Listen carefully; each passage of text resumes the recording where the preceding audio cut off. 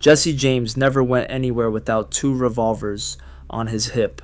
For 16 years, through Civil War massacres, bank robberies, train heists, and shootouts across half a dozen states, those pistols were as much a part of him as his own hands. But on the morning of April 3rd, 1882, inside a rented cottage in St. Joseph, Missouri, Jesse did something a 20-year-old kid named Bob Ford had never seen him do. He took his guns off. Jesse unbuckled his belt, which held two .45 caliber revolvers, one a Smith & Wesson and the other a Colt, and laid them on the bed. Then he stepped onto a chair to straighten a crooked picture on the wall. Ford drew his weapon, and a single bullet entered just below Jesse's right ear. The most famous outlaw in America dropped dead at 34. So why did Jesse James carry two different revolvers? And what do those guns tell us about the man who couldn't survive 10 seconds without them? To answer that, we need to go back to a cornfield in central Missouri when Jesse was a skinny teenager learning how to kill. Subscribe if you want more true stories where the weapon tells you more than the legend ever could. In the summer of 1864, 16-year-old Jesse James joined a band of Confederate guerrillas led by William Anderson, the man history remembers as Bloody Bill. Anderson tied human scalps to his horse's bridle. His men decapitated Union soldiers and made necklaces from severed ears. He was selective about recruits. Only the most vicious fighters were welcome. The James brothers made the cut. The weapon that made bushwhacker warfare possible was the 1851 Navy Colt, a cap and ball revolver. 36 caliber, 6 shots, not particularly accurate. But accuracy was not the point. Volume was. While Union militiamen reloaded their single-shot rifles, a single bushwhacker could empty 6 revolvers at close range. Anderson's men carried 4, 5, sometimes 6 pistols, each into battle. A mounted charge meant dozens of shots in seconds, a wall of lead that infantry with single-shot weapons simply could not survive. Jesse learned to shoot from the saddle at a full gallop with either hand. Bloody Bill himself reportedly said of the teenager not to have any beard. He is the keenest and cleanest fighter in the command. That September, Anderson's guerrillas dragged 24 unarmed Union soldiers off a train in Centralia, Missouri, stripped them of their uniforms, and executed them. Jesse was there. He was 17, already carrying a bullet in his chest that he would bear for life, and the Navy Colt had taught him his core philosophy. Speed beats accuracy. Surprise beats strength. The man who shoots first walks away. That philosophy would define his choice of firearms for the next 18 years. After the war, metallic cartridge revolvers replaced the old cap and ball guns. 2 manufacturers dominated, and each built a revolver that represented a fundamentally different idea of what a fighting pistol should be. The Colt Single Action Army, the Peacemaker, arrived in 1873. It had a 7.5-inch barrel, 6 rounds of .45 Colt, and a design so simple a frontier blacksmith could fix it with a hammer. It was a solid chunk of steel, built for durability. To load it, you opened a small gate on the side and pushed cartridges in one at a time. To unload, you punched each spent casing out individually with an ejector rod. Painfully slow, but the Colt almost never broke.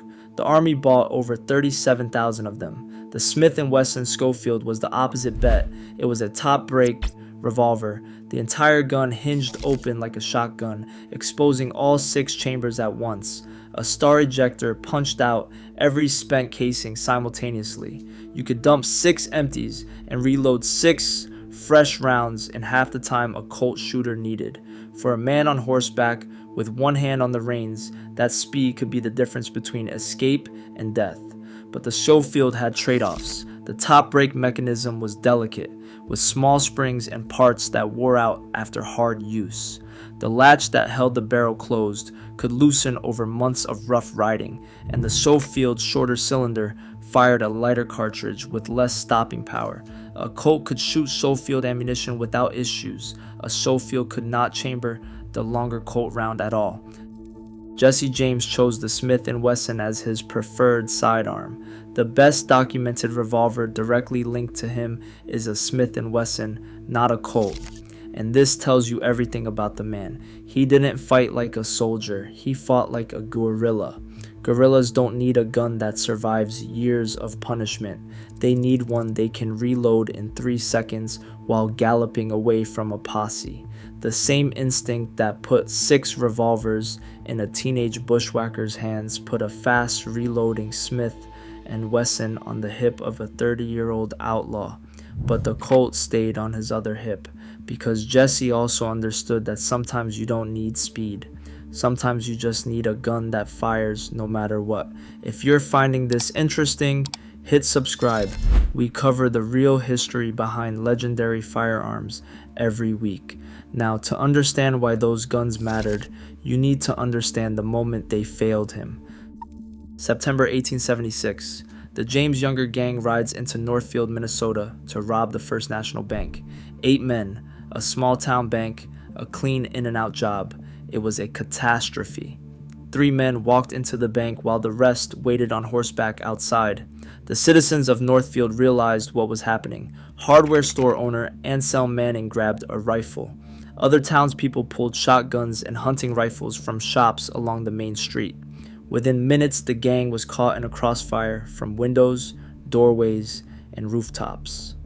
The revolvers that could shred a train car at close range were almost useless in an open street fight. 2 gang members died on the pavement.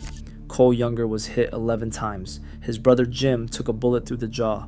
Only Jesse and Frank escaped, both wounded, riding hard into the Minnesota woods with a posse behind them. Northfield exposed a truth that Jesse's revolvers couldn't overcome. At 10 feet inside a building, the Colt and the Schofield were devastating. At 50 yards, against citizens with deer rifles, they were outgunned in every way that mattered. Jesse learned the wrong lesson. Instead of realizing his entire method was collapsing, he decided the problem was personnel. The younger brothers were reckless. The crew was too big. He needed a smaller, tighter gang of men he could control completely. Over the next 6 years, every new recruit either got arrested, got killed, or turned out to be someone he should not have trusted with his life. Which brings us to Bob Ford. Ford was 20, a hanger-on at the fringes of Jesse's shrinking operation. His older brother Charlie had ridden on the Blue Cut train robbery in September 1881, the last train job the James gang ever pulled. Bob was more of an errand boy. He held horses, he carried messages. Jesse tolerated him because he was running out of warm bodies. By the winter of 1882, the gang was gone. Members had been killed, captured, or surrendered to authorities. Jesse was living under the name Thomas Howard in a rented house in St. Joseph with his wife Z and their 2 children.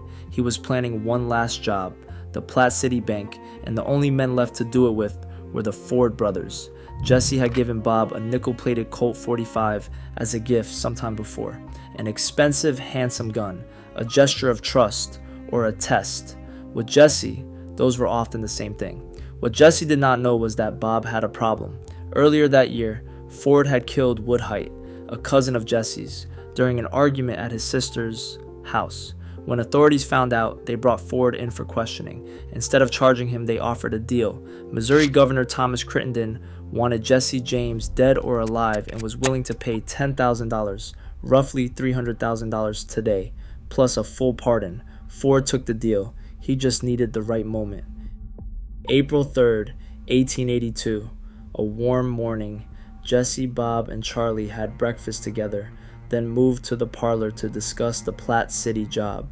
Afterward, Jesse took off his coat and vest, then unbuckled his gun belt. He laid the 2 revolvers on the bed so no passerby would see that Thomas Howard was armed. Bob Ford had never once seen Jesse without those guns. Jesse noticed a crooked picture on the wall above the mantel. He stepped onto a chair to straighten it. His back was to the room. His revolvers were on the bed, 10 feet away. Ford drew. The hammer clicked. 1 shot, just below Jesse's right ear. The most famous outlaw in America hit the floor and never moved again. He was 34. And then the guns became the myth. There's still no consensus on which weapon Ford actually used. Ford signed a sworn affidavit identifying a Colt 45, serial number 50432. He posed with it in a famous photograph and insisted, until his death, it was the murder weapon. But Charlie Ford testified that Bob was carrying a Smith & Wesson and that it was easier to pull from his pocket. One account claims Ford used the very Colt that Jesse had given him as a gift, which, if true, might be the most bitter irony in the history of American violence. Jesse's mother spent decades selling revolvers she claimed were his. 5 handguns were found in the house the day he died. A Smith & Wesson marketed as the murder weapon sold at auction for $350,000 in 2003, though serious historians doubt its authenticity. After 140 years, the guns themselves have become like the man, part fact, part legend, impossible to untangle. Ford never became a hero. He became known as the dirty little coward who shot Mr. Howard. He spent a decade posing with the murder weapon and reenacting the killing on stage.